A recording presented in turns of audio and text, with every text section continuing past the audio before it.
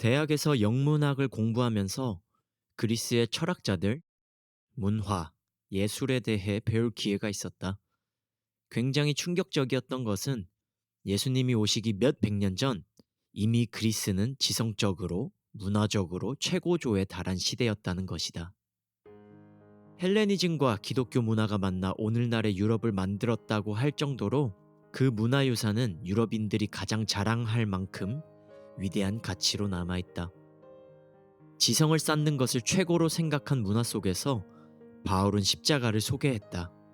질문하고 답을 찾는 문화 속에서 바울은 진리를 선포한다. 유한한 인간이 무한하신 하나님을 이해하는 것은 불가능하다. 사람의 머리로는 하나님을 이해할 수 없다. 십자가를 통한 인류 구원, 이것이 하나님의 지혜라는 것을 아무도 이해할 수 없다. 복음은 이해되어지는 것이 아니다. 복음을 완전히 이해할 수 있다면 그 사람은 초월적인 존재일 것이다. 복음은 설명될 수 없고 이해할 수도 없다. 수영로교회 이규현 목사님께서 이런 말씀을 하셨다. 내가 아는 복음은 나의 수준에서 아는 것이다. 나의 수준에서 안다는 것, 아무리 오래 교회를 다녔다 할지라도 복음을 완전히 이해할 수는 없다. 성경을 공부하고 묵상하고 설교를 찾아 듣고 신앙서적을 읽어도 복음의 일부분만 알 수 있을 뿐 복음을 온전히 이해할 수 없다. 그렇다면 복음을 어떻게 알아갈 수 있는가?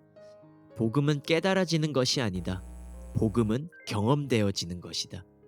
인간의 머리로는 하나님을 이해할 수 없기에 하나님을 아는 방법은 그분을 경험하는 방법뿐이다. 기독교는 굉장히 쉬운 종교다. 죄를 가지고 태어난 인간이 구원받기 위해서 하나님의 아들 예수 그리스도를 믿으면 된다는 것이 기본 교리이다. 그러나 사람들은 이것을 절대로 이해할 수 없다. 하나님이 인간이 되었다는 사실에서부터 사람들은 반감을 드러낸다. 나는 모태신앙으로 태어났기 때문에 예수를 믿는다는 것이 너무나 당연하다고 생각했지만 예수를 알지 못하는 사람들에게는 터무니없는 이야기라는 것을 알게 되었다. 이해되지도 않고 심지어 전하는 자도 완전히 다 알지 못하는 이 복음을 어떻게 전해야 하는가? 내 경험상으로는 하나님의 말씀을 따르는 삶으로 복음을 전할 수 있다. 복음을 부끄러워하지 않는다는 것, 하나님의 백성으로 사는 모습을 드러내는 것이다.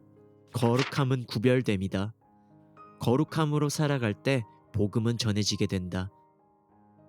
복음은 설득이 아닌 선포라는 말이 있듯이 복음을 선포하는 내가 될 수 있도록 능력을 더하시길 구하자.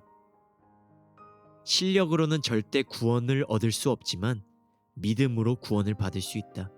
십자가를 바라보는 행위 자체는 굉장히 추상적이고 비생산적인 일처럼 보이지만 십자가를 바라볼 때 하나님이 부어주시는 지혜가 임한다. 나는 이것을 경험해 보았고 또 지금도 사모하고 있다. 미래에 대한 두려움이 없다면 거짓말이겠지만 하나님께서 나의 삶을 지금도 이끌고 계시기에 나는 오늘도 앞으로 나아가게 된다. 복음을 경험한다는 것, 이것은 나의 힘을 완전히 내려놓고 하나님만 의지할 때 가능하다. 나의 생각들을 내려놓고 하나님이 보여주시는 것들을 캐치해낼 수 있는 내가 되기를 소원하게 된다. 그대는 은혜 입은 사람입니다. 예수님 안에서 그대는 특별한 존재입니다. 구독과 좋아요를 눌러주시면 복음 전파에 힘쓰겠습니다.